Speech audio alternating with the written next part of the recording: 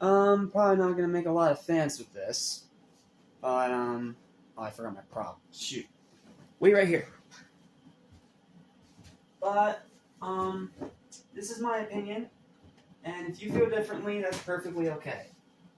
But this is my opinion. This is just my personal thoughts on this specific film. So let me make this clear right now. If you're one of the people that love this movie, I can entirely understand. And you're allowed to love whatever you want to love. Don't let my opinion or any word that comes out of my mouth sway you into hating something that you already like. Okay? I'm just here to share my thoughts and opinion. I'm not here to sway you in any way. So, yep.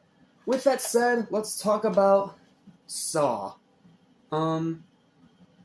This is a movie I've always been a little hesitant on watching. Yes, I'm a gore hound. I know. I love gore. I love that kind of stuff. But at the same time, I don't know. Saw just hasn't really appealed to me that much. I mean, I like the detective story part. But what I've also heard is that it's not very gory. It's not the most violent of the franchise. And the characters outside of Jigsaw himself are pretty by the books and boring. Well, watching it now is bringing a lot of that back to me. The first Saw, in my opinion, is fine. It's okay. It's decent. But I can't really call it good, unfortunately. And it's because of a few certain problems. It does have a decent cast. You know, you have, what was his name? Carrie Ellis, who's going to be in the Knuckles series, which should be a lot of fun. You have Danny Glover, you know, Richard Murtaugh from frickin' Lethal Weapon, and a lot of other people in here. And of course, Tobin Bell, who gives the best performance of the movie, hands down, is Jigsaw, or, you know, John Kramer, whatever you want to call him.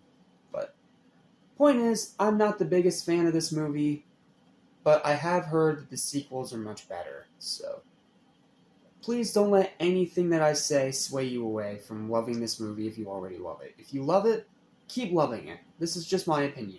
And in my opinion, this movie's decent.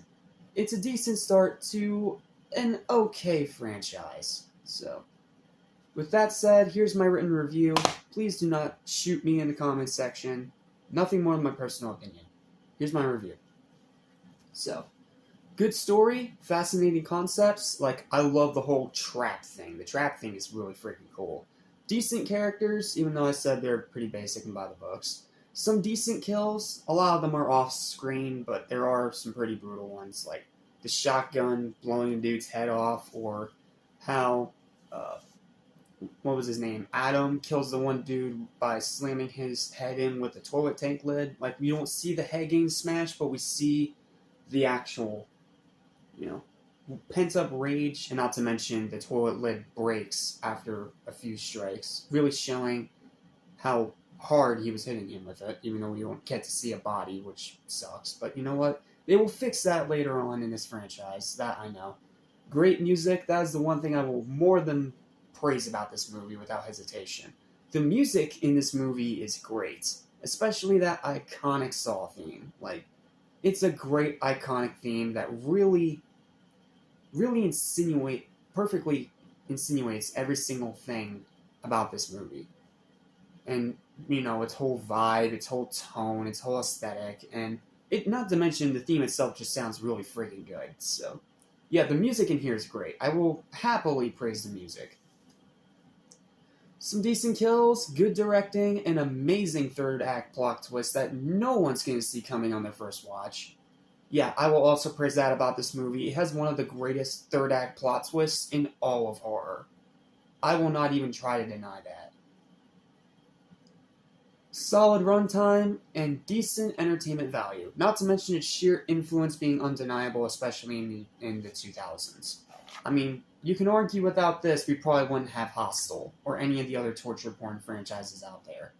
So, just for that, this movie already does earn its place in horror movie history, but not to mention how much money it made. This thing was insanely successful. To the point where we pretty much get a Saw almost every single year now. Because it's such a beloved, worthwhile franchise. and it's very profitable. So, yeah, I can definitely say without a doubt this movie is very influential, and it does earn its place among the horror movie legends, even if I don't think the movie itself is all that good. However, it has lots of flaws. The writing is hit or miss, the pacing is agonizingly slow. Like, to say that this is a slow burn is an understatement. Like, it literally takes at least 15 minutes to get to a kill. Like, every 15 minutes there's a kill. Like, that is way too long to wait for something like that. And not to mention, since your writing's hit or miss, you're not really making that time worthwhile. The acting is not very good, to put it nicely. Cary Elwes is fine, Tobin Bell is freaking awesome, but Danny Glover is completely wasted in this role. Like, he barely does a single damn thing, and that's the most frustrating part of all. Danny Glover is an incredibly talented actor and can be really, really good at these kind of cop roles. I mean, heck, like I said, Lethal Weapon, that was a great freaking movie for him, and he kills it as Roger Murtaugh in all 4 of those movies. But here, he just plays your generic, underwritten detective who barely does a damn thing.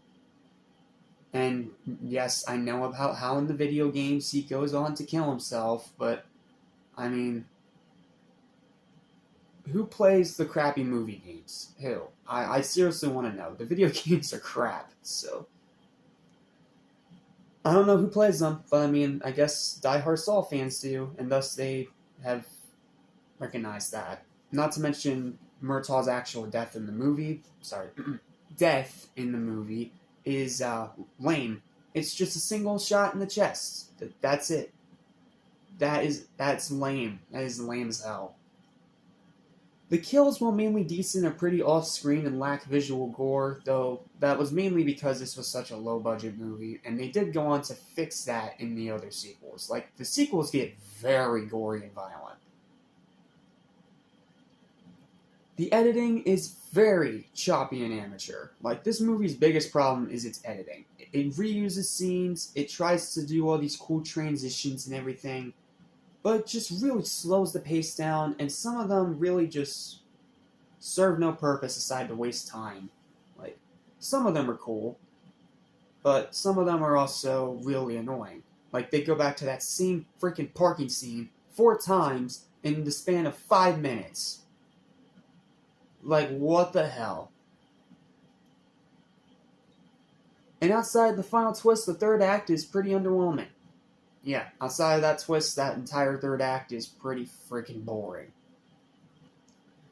Overall, this is a decent start to the series. It's not a great movie, but it's a fun enough watch, especially during spooky season and the marathon with the rest of the films of the franchise. Definitely recommended, but there's much better horror movies out there. Yeah, there's much better horror movies out there. Heck, I'd probably say that The First Wrong Turn is a better movie than this, so. And considering how bad that franchise is, that's saying something, so. I mean, I'm glad to own it. It's another horror movie for the collection, but I can't say I'm the biggest fan of it. This is very much a decent one-and-done movie, outside of maybe kill counts online. So, yeah, that's pretty much all my thoughts on Saw. It's not a terrible movie, but it's not a great movie either. Final verdict for this movie is going to be a solid 6 out of 10. It is a decent movie, it's an okay movie, and it's a decent start to a decent franchise. Outside of that, it is a very much a one and done, at least for me. I'm glad to have it. I'm glad to have it for the collection, but I'm not sure if I'll be rewatching it anytime soon. Sorry. Well, I mean, outside of this recent rewatch, of course, because we're rewatching all the way up to the new one, which is Saw X, but that's besides the point. So, that's my thoughts on Saw. Thank you guys so much for watching. Please don't forget to like, share, and subscribe if you haven't already. And stay tuned because we have a lot more to go for today. Starting with the next review, which is Expendables 3. I'm hoping it's not bad. See you next time.